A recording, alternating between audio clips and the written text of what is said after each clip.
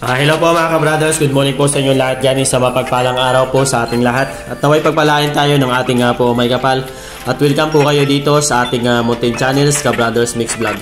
Bali ngayong araw po mga ka-brothers ay i-update ko lang po kayo dito sa ating mga pasisyo mga ka-brothers. Bali ito na po yung ating mga na-acquire sa ating isang kaibigan na vlogger mga ka-brothers. At ito po, bali naka-acquire po tayo ng 6 na piraso po na F1 po ng authentic na RRCN mga ka-brothers. At dito ito po yung ating pararamihin at konting tiis na lang at konting pag-iintay na lang po yung ating gagawin para makapagpalahi rin po tayo at makapag-share po tayo sa kanilang magiging anak mga ka-brothers. Yun nga lang po, hindi pa natin masyado makilala kung ilang babae po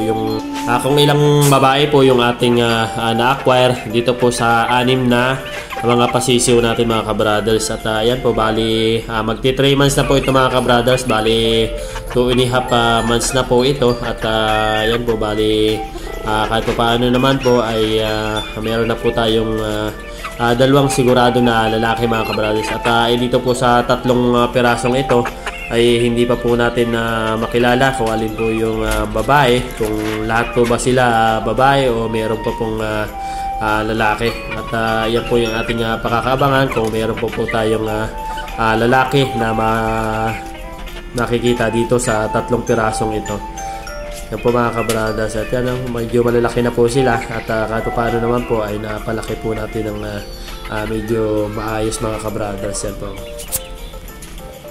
Bali, ang nanay at tatay po nito ay authentic na RRCN. Kaya kahit paano po ay maganda na rin pong lahi itong ating mapapalabas dito mga ka-brothers.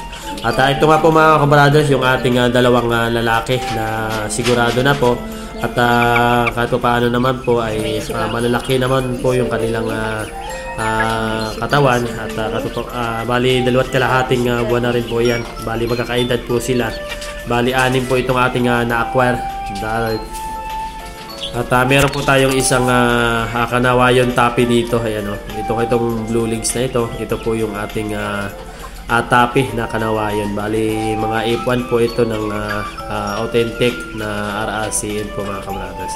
Bali yung ating nabilhan nito ay nakabili po ng RRCN na authentic sa kay Richie Obordo. At doon po tayo nakakuha ng sisiw at tayo na po yung nagpalaki. At bali ito na po. At kahit po paano naman po ay napalaki po natin ng maayos-ayos mga ka-brothers. Bali konting intay na lang po mga ka-brothers at mapaparami na rin po natin ito.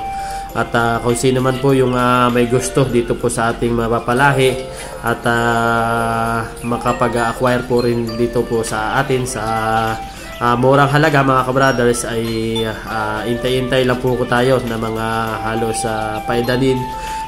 paedadin po natin ng mga 7 months ay kahit paano po ay pwede na po nating maisalang dahil yung ating palahi nung nakaraan ay bali RRCN din po yun at anak po ng F1.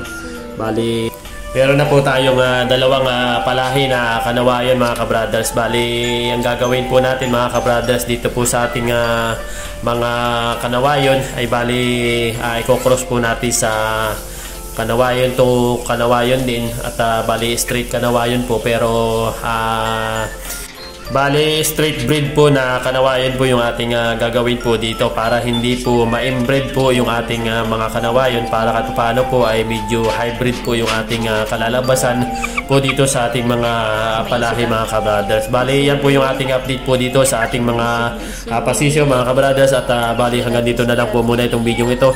At maraming salamat po sa lahat po ng mga nanood at nag-subscribe sa YouTube channel ko. At kung bago ka pa lamang po dito sa ating Mountain Channels, please paki-subscribe na lang po.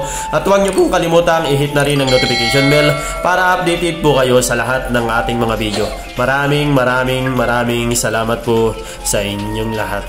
God bless po. Bye-bye!